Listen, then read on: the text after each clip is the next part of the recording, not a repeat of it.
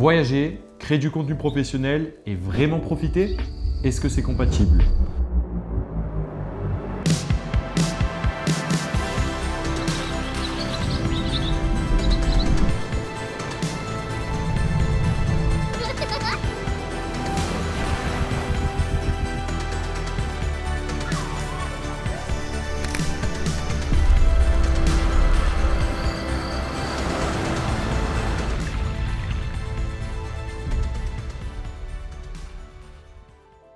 Eh bien, c'est la question que je me suis posée avant chaque départ et c'est exactement ce que j'ai fait. L'Asie, le Népal, la Norvège, le Maroc, Zanzibar, des destinations, des cultures, des lumières différentes. Et à chaque fois, la même question.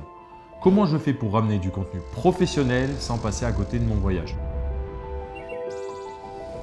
Ce guide, c'est ma réponse. Tout ce que j'aurais aimé savoir avant de partir. Les tips, les erreurs, les moments où j'ai posé ma caméra pour juste vivre. Et comment tout ça m'a permis de construire un portfolio qui m'a ouvert des portes concrètes, dont mon poste actuel chez Cosmos Agency.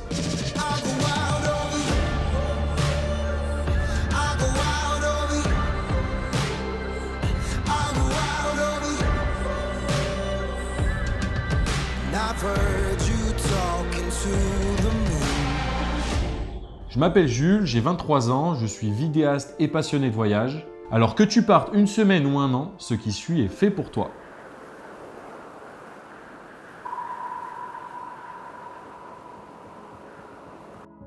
Partir en voyage avec du matos vidéo, c'est comme préparer un tournage. Sauf que ton tournage peut durer des semaines comme des mois, que tu changes de décor tous les jours et que tu n'as personne pour porter tes bagages. Donc, la règle numéro 1, la légèreté. Avoir un setup run and gun. Mon setup pour 7 mois de voyage. Une caméra, un drone, une GoPro, un Mac, 2 disques durs SSD et un mini trépied. Indispensable quand tu veux te filmer seul. Et c'est tout. Pas de stabilisateur encombrant, pas de cage, pas d'écran externe. Le setup le plus léger possible. Parce que chaque gramme que tu ajoutes dans ton sac, c'est un gramme de liberté en moins. Mais le matos, c'est la partie facile. Ce qui change vraiment tout, ce sera ton organisation. Dès le départ, je classe tous mes dossiers par pays, par lieu, puis par type, photo ou vidéo. Pourquoi je fais ça ? Parce que retrouver un fichier dans plusieurs téras de rush mal nommés, c'est l'enfer. Et dernier point, part sans script. Attention, sans script, mais pas sans attention. Tu sais vers quoi tu tends, en gros. Le fil rouge, tu le trouveras en montant, après tout ce que tu as vécu et que tu ne pouvais pas prévoir. Parce que oui, le voyage, c'est plein d'imprévus. Et c'est souvent là que naissent les meilleures histoires. Et partir sans script, c'est aussi beaucoup moins de pression pour te laisser vraiment profiter.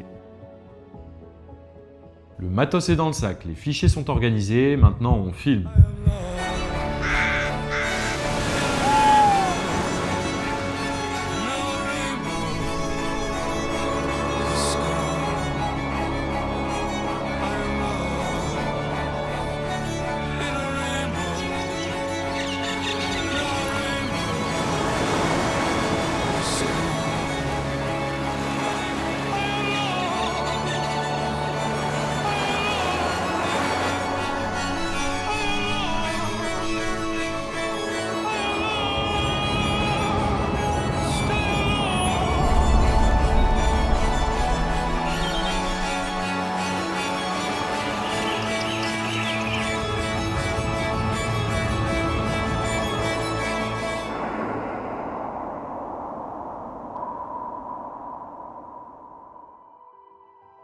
Mais avant de parler technique, il y a quelque chose que personne ne te dit vraiment. En voyage, la meilleure question avant de filmer, c'est pas « est-ce que c'est beau ?», mais c'est « est-ce que c'est le bon moment ?» La golden hour, juste après le lever du soleil ou avant le coucher. La blue hour, c'est quelques minutes entre le jour et la nuit où tout devient bleu. Un ciel chargé avec de la matière, des nuages épais, c'est pas gris, c'est du caractère. Ce sont ces moments-là où tu sors ta caméra. Et ajoute à ça des moments de vie sympas et intenses, une rencontre, des sourires, une danse, et là t'as le combo parfait. De belles images et des vrais moments de vie. Et quand la lumière est plate ou que tu veux juste t'amuser, décompresser, tu poses ta caméra. Même si je t'avoue, c'est plus facile à dire qu'à faire en voyage, mais tu poses ta caméra et tu profites. Il y aura toujours un téléphone là pour capturer un truc spontané si tu en as vraiment besoin. S'autoriser à ne pas filmer, c'est une compétence et c'est ce qui te protège du burn-out. Parce que le burn-out, il arrive vite, très vite. T'as tellement envie de tout capturer que tu finis par ne plus rien vivre. La caméra devient un filtre entre toi et le monde, et ça n'arrive pas juste aux débutants. Même des gros créateurs qui voyagent en permanence, ceux dont tu regardes la vie en te disant « ils ont tout », eux aussi font des burn-out. C'est un sujet dont on parle peu, mais il est réel. Et les meilleurs moments que j'ai vécus en voyage, je les ai pas tous filmés et je ne le regrette pas du tout. J'ai appris à être réactif sur les moments clés et à poser le matos sur les autres, ce qui m'a permis de profiter. Côté technique, maintenant, quelques réglages que j'utilise systématiquement. Je filme en 4K 60 pour pouvoir ralentir mes plans et les rendre plus smooth en post-prod. De nuit, je passe en 4K 25 pour gagner en sensibilité et une meilleure qualité. Et je tourne toujours en log qui me donne un maximum de flexibilité en post-production. Je filme également en full manuel, balance des blancs, ISO, vitesse d'obturation et ouverture en manuel. C'est déroutant au début, mais avec l'habitude, tu deviens très rapide et tu verras que les boutons custom de ta caméra seront tes meilleurs alliés. Et si ta caméra propose l'open gate, utilise-le. Ça te permet de filmer avec l'intégralité du capteur, en 3/2 plutôt qu'en 16/9 et donc de recadrer bien plus facilement en vertical sans trop perdre en qualité. Et sur tes meilleurs plans, ceux que tu sais être des plans master, double-les directement en vertical sur place. Gain de temps énorme en post-prod après. Pour les mouvements, je reste sur du plan fixe ou du léger travelling au sol et j'alterne avec des plans dynamiques au drone. Simple, efficace et cohérent. Mais soyons honnêtes, la technique, c'est un outil. Le plus important en voyage, c'est pas les réglages, c'est capturer le bon moment. Les moments de vie, les émotions, une belle lumière sur un visage qui rit, un truc inattendu que tu aurais raté si tu avais eu le nez dans tes menus. C'est ça qui fait une belle vidéo. Et autre chose qui change tout, pensez multiplateforme avant même de partir. Je fais de la veille régulièrement, j'enregistre des posts qui m'inspirent, des idées de montage, des lieux que j'aimerais filmer. Comme ça, quand je suis sur place, j'ai déjà des idées en tête et des fois, je prends juste quelques minutes pour filmer un plan vertical rapide, une séquence courte pensée dès le départ pour un réel ou un TikTok. Pas besoin d'y passer des heures, pareil en post-prod. L'idée est déjà là, le tournage suit naturellement. Vient maintenant la partie un peu moins fun, mais franchement essentielle. Les backups. Tous les 2 ou 3 jours, je transfère tout sur mes SSD et la nuit, dès que j'ai un logement avec une bonne connexion, ce qui peut être rare en Asie, j'envoie tout sur le cloud. Pourquoi cette rigueur? Pour voyager léger dans la tête, parce que se balader avec l'angoisse de tout perdre si une carte SD lâche, c'est une charge mentale dont tu n'as vraiment pas besoin. Alors, tu as filmé, tu as tout enregistré, tu as vécu des trucs incroyables. Maintenant, la vraie question, qu'est-ce que tu fais de tout ça?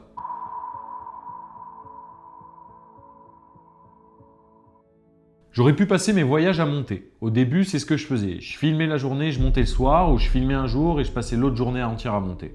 Et très vite, j'ai réalisé que j'étais épuisé, que je ne profitais de rien, que j'étais en train de transformer un voyage en boulot. Donc j'ai pris une décision simple, je ne monte plus en voyage, je filme, je profite, je backup et je monte au retour. Résultat, pendant le voyage, je pose juste quelques stories pour rester visible, partager ce que je vis à mes amis. Et au retour de 7 mois de voyage, j'avais 1 an de contenu à disposition. J'ai pu réaliser un vrai documentaire, poster régulièrement, avoir une vraie ligne éditoriale sans m'être cramé sur place et en ayant vraiment profité. Ce contenu, il m'a servi à bien plus que poster de belles images. Il est devenu mon portfolio. Mon compte Instagram, c'est pas juste des photos de voyage, c'est une vitrine de ce que je sais faire. Et cette vitrine, elle m'a ouvert des portes concrètes. Des structures m'ont contacté pour créer du contenu en échange d'expériences. 2 semaines de road trip à travers tout le Maroc pour une agence touristique.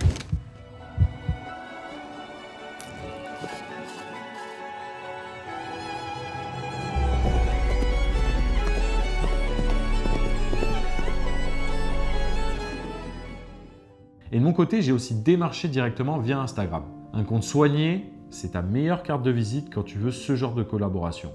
C'est comme ça que j'ai pu loger dans un resort au Laos, une villa à Bali, faire un trek au Népal, dormir dans un hôtel à Zanzibar. Et c'est donc là que le personal branding entre en jeu. Pas besoin d'être influenceur, pas besoin de 100 000 abonnés, il suffit d'être cohérent, régulier et de montrer ce que tu sais faire. Un créateur qui voyage, c'est aussi quelqu'un d'ouvert, de curieux, d'autonome, capable de s'adapter à n'importe quelle situation. Et ça, les recruteurs le voient. Mon poste actuel de vidéaste chez Cosmos, je ne l'ai pas décroché avec un CV ou une lettre de motivation, mais avec un compte Instagram actif, du contenu pro et une histoire qui tient la route.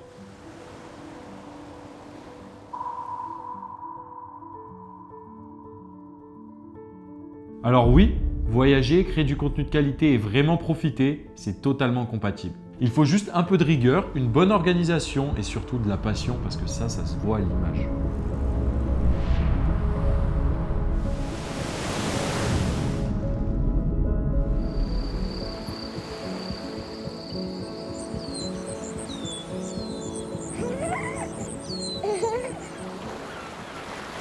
Pour résumer, voyage léger, organise tes fichiers, filme au bon moment, apprends à lâcher ta caméra, backup régulièrement et monte tout ça au retour.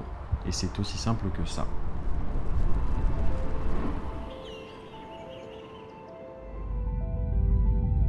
Alors vous vous demandez sûrement si j'ai percé ou si je suis connu sur les réseaux. Et honnêtement, non. Ou en tout cas, pas encore. Mais je fais ce qui me plaît, je vis mes moments à 100% et je crée du contenu professionnel qui m'ouvre des portes. Alors, ce que j'ai appris en voyage, c'est pas juste de la technique. C'est comment être vidéaste dans le monde réel. S'adapter, trouver la lumière, raconter une histoire.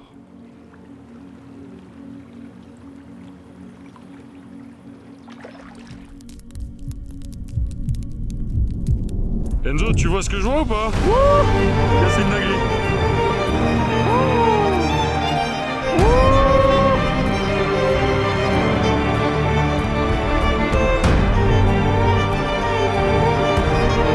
Il y en a partout.